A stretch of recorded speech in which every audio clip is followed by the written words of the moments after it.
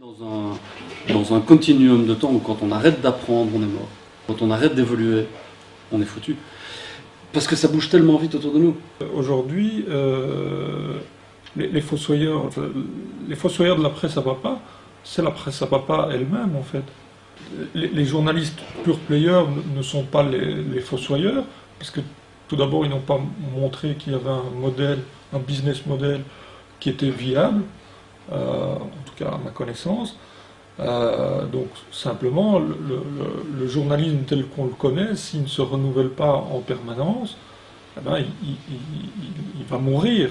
Le problème, c'est qu'on a eu des capitaines d'entreprises qui n'ont pas vu arriver les choses et qui se sont pris en pleine tronche à un moment donné en pensant qu'il suffisait d'aller faire du copier-coller de leurs articles papier en ligne. On n'en est plus là aujourd'hui, heureusement.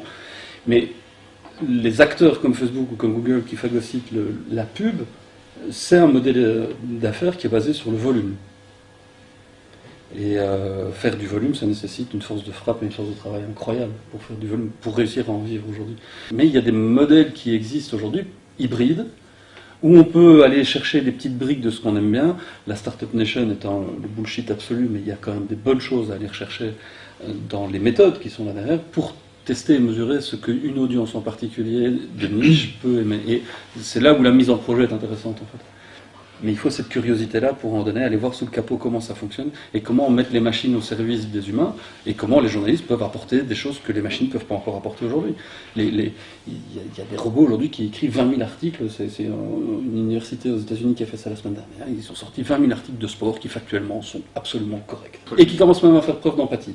D'accord, donc c'est inquiétant. Qu'est-ce que les humains vont bien pouvoir apporter en plus au-dessus de ça? Et voilà, on doit se poser ces questions-là. On a beaucoup de journalistes qui viennent se former de leur propre initiative.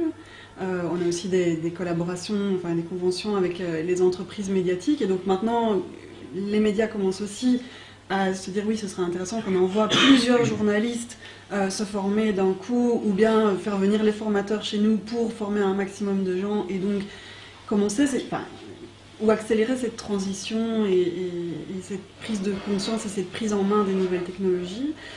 On a aussi une formation sur le financement de projets journalistiques qui arrivera cette année. Aujourd'hui, c'est pas possible de gagner sa vie uniquement en faisant ça en Belgique en tout cas.